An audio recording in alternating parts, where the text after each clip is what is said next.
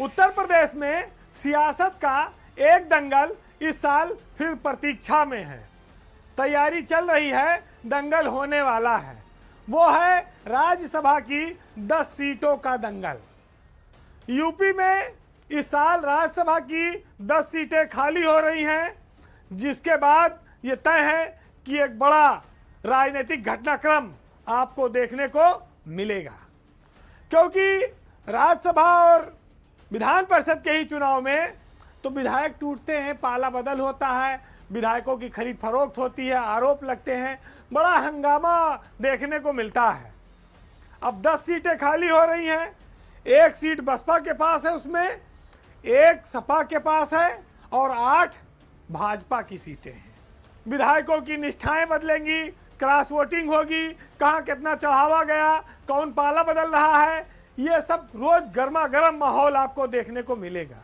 जोड़ तोड़ से शुरुआत होगी और आखिरी में तोड़ ताड़ पे खत्म होगी।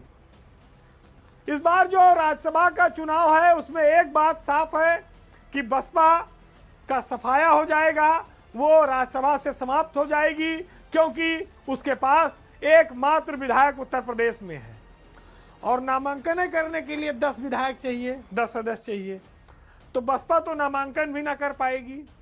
समाजवादी पार्टी के प्रोफेसर राम गोपाल यादव का भी कार्यकाल खत्म हो रहा है। वो स्वाभाविक है कि फिर रिपीट होंगे, राज्यसभा में पार्टी के नेता हैं और उनके साथ एक और आदमी को समाजवादी पार्टी इस बार राज्यसभा भेज सकती है, क्योंकि उसके पास पर्याप्त वोट है। जहां तक बात भाजपा की है तो भाजपा से पूर्व डीजीपी सीमा द्विवेदी, केंद्रीय मंत्री हैं हरदीप पुरी, केंद्रीय मंत्री हैं बीएल वर्मा, उत्तर प्रदेश के पूर्व डिप्टी सीएम रहे हैं दिनेश शर्मा, पूर्व प्रधानमंत्री के बेटे हैं नीरज शेखर, गीता साक्य, बीजेपी के राष्ट्रीय महासचिव हैं अरुण सिंह। ये 8 लोग रिटायर हो रहे हैं। इसमें से कितने लोगों को बीजेपी दोबारा मौका देगी, ये तो कहना मुश्किल है। तो ये कह सकते हैं आप कि समाजवादी पार्टी में इस बार प्रोफेसर राम गोपाल के अलावा एक और व्यक्ति राज्यसभा जाएगा। अब हो सकता है कि अखिलेश यादव पिछली बार आलोक रंजन को नहीं भेज पाए थे, उनको राज्यसभा में भेज दें। राज्यसभा के लिए एक सांसद चुनने के लिए 37 विधायकों की जरूरत पड़ेगी। 37 विधायकों के हिसाब से बीजेपी के पास इस समय 290 विधायक हैं और 8 सीटों के लिए 298 विधायक चाहिए, यानी कि 8 विधायक बीजेपी को ज्यादा चाहिए, तब उसकी 8 सीटें आएंगी। 5 तो समाजवादी पार्टी बगावत करके उनके साथ हैं, 2 राजा भैया के पास हैं और एक जब बसपा नहीं लड़ेगी तो उमा शंकर वो भी बीजेपी दे सकते हैं। तो बीजेपी का कोटा तो पूरा हो जाएगा 8 का, उसमें ज़्यादा कोई कठिनाई नहीं है।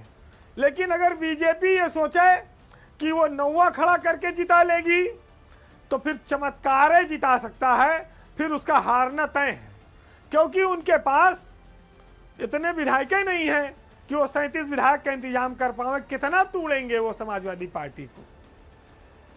भाई पहले समाजवादी पार्टी के पास 108 विधायक तक पहुंच गए थे, फिर वो घटते घटते 96 तक आ गए हैं इस समय। उनको अब तीसरी सीट की लड़ना नहीं है कि बीजेपी वाले से अनमारी करें, तो हो सकता है कि ये लोग चुनाव की नौबत ना आने दें, ये 10 सीटें निर्विरोध हो जाएं।